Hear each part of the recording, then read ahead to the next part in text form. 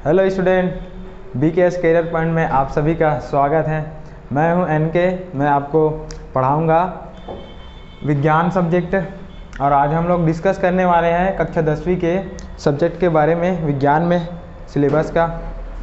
तो इसमें जीव विज्ञान में देखेंगे कि कौन कौन से चैप्टर है, हमारा कितना चैप्टर है, उसको रसायन शास्त्र में कितना चैप्टर है और क्या क्या है उसके टॉपिक उसको पढ़ेंगे।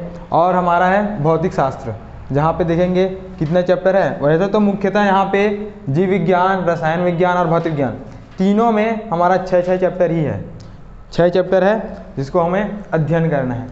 जीव विज्ञान में देखेंगे तो पहला है हमारा जीवों का विकास।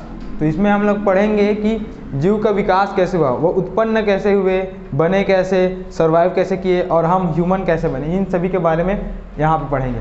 उसके बाद सेकंड है हमारा पर्यावरण। इसमें पढ़ेंगे कि पारिस्थितिक तंत्र के बारे में और ऊर्जा के प्रवाह के बारे में, कि छोटे जीव से बड़े जीवों तक ऊर्जा का प्रवाह कैसे होता है, इन सभी के बारे में। और आता है हमारा तीसरा चैप्टर जो 3 भाग में बटा हुआ है, जैविक प्रक्रिया 1, जैविक प्रक्रिया 2, जैविक प्रक्रिया 3।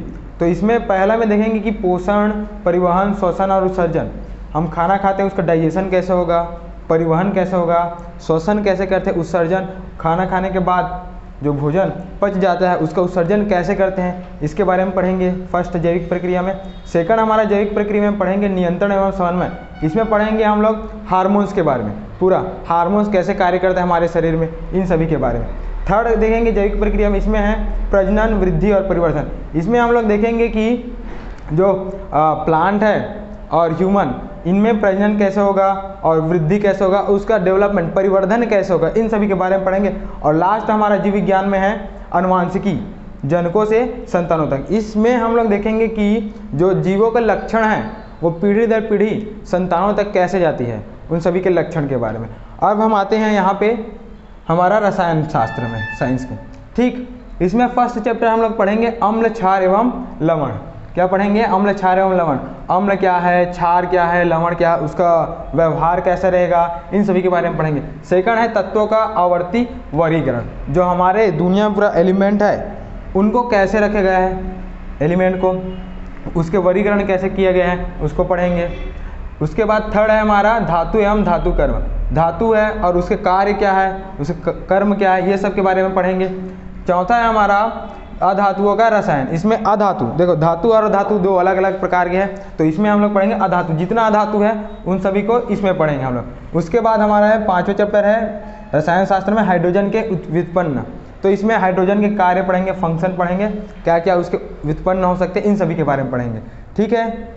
और हमारा लास्ट है दैनिक जीवन में रसायन। हम लोग मुख्यतः घरों में अपने दैनिक जीवन में कुछ ना कुछ रसायनों का उपयोग करते रहते हैं, इन सभी के बारे में पढ़ेंगे हम रसायन विज्ञान, दैनिक जीवन में रसायन में। ठीक, अब आ जाते हैं हम लोग अपने भौतिकी में, भौतिकी शास्त्र में। फर्स्ट चैप्टर है हमारा ऊष्मा और ताप। इसमें ऊष्मा के बारे में पढ़ेंगे और ताप के बारे में पढ़ेंगे। दोनों अलग अलग वर्ड है ना, ऊष्मा और ताप। अब चैप्टर जब स्टार्ट होगा तो इसके बारे में पता चल जाएगा कि ऊष्मा कैसे अलग है और ताप कैसे अलग है। ठीक, अब आते हैं सेकंड चैप्टर भौतिकी में विद्युत धारा एवं परिपथ। इसमें पूरा विद्युत के बारे में पढ़ेंगे कि उसका प्रवाह कैसे होगा, बनेगा कैसे, कैसे घर तक आता है, इन सभी के बारे में पढ़ेंगे। फिर हमारा प्रकाश आता है। प्रकाश को हम लोग 2 भाग में डिवाइड किया गया है इसमें 10वीं में। ठीक है, पहला है परावर्तन एवं अपवर्तन समतल सतह में। यहाँ पे देखो वर्ड पे ध्यान देना कि यहाँ पे जो परावर्तन और अपवर्तन होगा वो समतल सतह में होगा, इसमें पढ़ेंगे प्रकाश में। ठीक, उसके बाद है हमारा विद्युत के चुंबकीय प्रभाव। विद्युत के चुंबकीय प्रभाव, इसमें जो चुंबकीय प्रभाव है विद्युत क्षेत्र में, उसके बारे में अध्ययन करेंगे। फिर आता है हमारा प्रकाश, जो फर्स्ट प्रकाश है ना, उसका सेकंड भाग। इसमें देखो वर्ड में ही ध्यान देना है ना कि परावर्तन एवं अपवर्तन गोलीय सतह में। यहाँ पे क्या था, समतल सतह में, और यहाँ पे हम लोग पढ़ेंगे गोलीय सतह में कि प्रकाश का परावर्तन एवं अपवर्तन गोलीय सतह में कैसे होगा, इसके बारे में पढ़ेंगे।